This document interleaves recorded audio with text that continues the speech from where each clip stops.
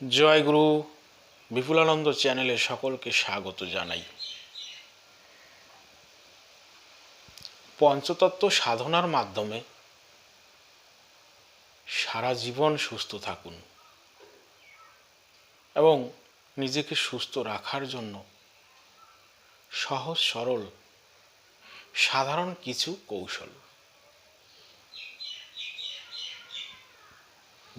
যেই বিষয়গুলো আমরা প্রতিদিন আমাদের দৈনন্দিন কাজকর্ম এবং দৈনন্দিন বিভিন্ন প্রকার কর্ম করার মধ্য দিয়ে করলেই আমরা আজীবন সুস্থ থাকতে পারব।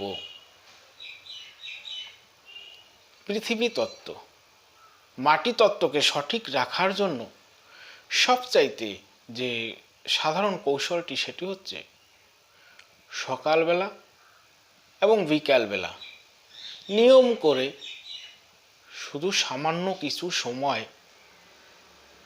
মাটিতে খালি পায়ে হাঁটুন এবং আমরা যে সকল আহার গ্রহণ করি সেই সকল আহারের ক্ষেত্রে যেই সকল খাবারগুলো যে লাল রঙের হয় সেই ধরনের খাবার গ্রহণ করলেই আমাদের দেহের মাটিতত্ত্ব সঠিক থাকবে, ব্যালেন্স থাকবে, ভারসাম্যতা বজায় থাকবে। পরবর্তী হচ্ছে জল তত্ত্ব।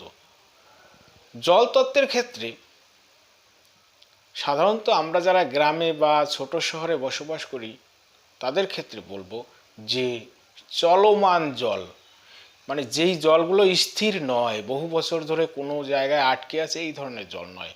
যেই জায়গাগুলোতে জল কোনো নলের মাধ্যমেই হোক বা নদী যেখানে জোয়ার ভাটা হয় সেই সকল ক্ষেত্রে নাভি মূল পর্যন্ত ডুবিয়ে স্নান করলে তাদের শরীরে জলতত্ত্বের ভারসাম্যতা বজায় থাকে।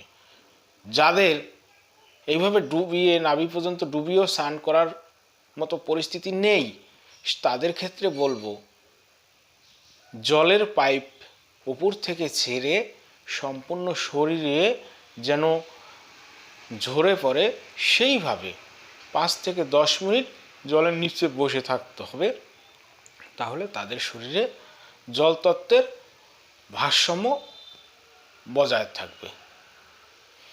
পরবর্তী হচ্ছে অগ্নিতত্ত্ব। অগ্নিতত্ত্বের ক্ষেত্রে প্রতিদিন নিয়ম করে সকালবেলা ঘুমের থেকে ওঠার পরে যখন সূর্যোদয় হয়, কারণ এই সময় স্বাভাবিকভাবে সূর্যের তাপমাত্রাটা কম থাকে, ওই সূর্যের আলো আমাদের শরীরে 5 থেকে 10 মিনিট লাগাতে হবে এবং যত হালকা পোশাক গায়ে রেখে, যত ছোট পোশাক গায়ে রেখে যাতে সর্ব অঙ্গে সূর্যের আলো আমাদের শরীরে লাগে, সেইভাবে সূর্যের আলোকে যদি আমাদের গায়ে লাগাতে পারি তাহলে আমাদের অগ্নিতত্ত্বের ব্যালেন্স হবে এবং অগ্নিতত্ত্বের ভারসাম্যতা বজায় থাকবে। এছাড়াও অনেক ক্ষেত্রে দেখবেন অনেক মানুষেরা তার চারিদিকে গোল করে প্রদীপ জ্বালিয়ে তার মাঝখানে বসে থেকে তারাও এইভাবে যে অগ্নিতত্ত্বকে ব্যালেন্স করতে পারে, সেই ক্ষেত্রে অগ্নিতত্ত্ব ভারসাম্যতা বজায় থাকে।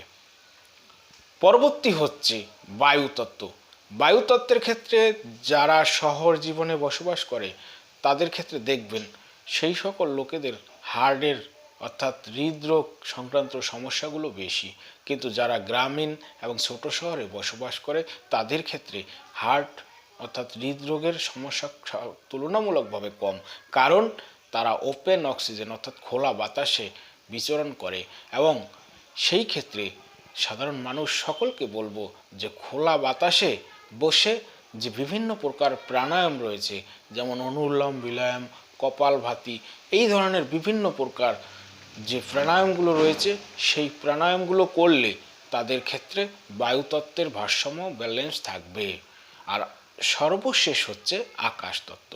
আকাশতত্ত্বকে ব্যালেন্স করার জন্য সবচাইতে সহজ উপায় হচ্ছে বাড়ির ছাদে সর্বোচ্চ উঁচুতে উঠে যেতে হবে, যে সেখানে যে কোনো একটা বিছানা পেতে একদম শুয়ে এইভাবে আকাশের দিকে নিজেকে সম্পূর্ণভাবে 10 থেকে 20 মিনিট মনোযোগ রেখে আকাশকে দেখতে হবে ধ্যানের ন্যায়। তাহলে তাদের শরীরে আকাশ তত্ত্বের ব্যালেন্স হবে। এই হচ্ছে সবচাইতে সহজ, সঠিক এবং সরল কৌশল, যেই কৌশলগুলো আপনি প্রত্যেক দিন আপনার বিভিন্ন কর্ম করতে করতে, দৈনন্দিন জীবনের বিভিন্ন প্রকার কর্ম করতে করতে আপনি এই কৌশলগুলো অবলম্বন করতে পারবেন। এই কৌশলগুলো করলে পরে স্বাভাবিকভাবে কম সময়ের ভিতরে প্রতিনিয়ত আপনি প্রত্যেক দিন যদি নিয়ম করে করেন, তাহলে আপনার ভিতরে কোনো প্রকার রোগ আসবে না, আপনি সারা জীবন নিরোগ থাকবেন। জয়গুরু। যদি ভালো লাগে আমার এই ভিডিও লাইক কমেন্ট করবেন এবং চ্যানেলে যারা নতুন আছেন চ্যানেলটি সাবস্ক্রাইব করবেন, এবং এটাই সকলের কাছে আশা রাখি। জয়গুরু। সকলে ভালো থাকবেন।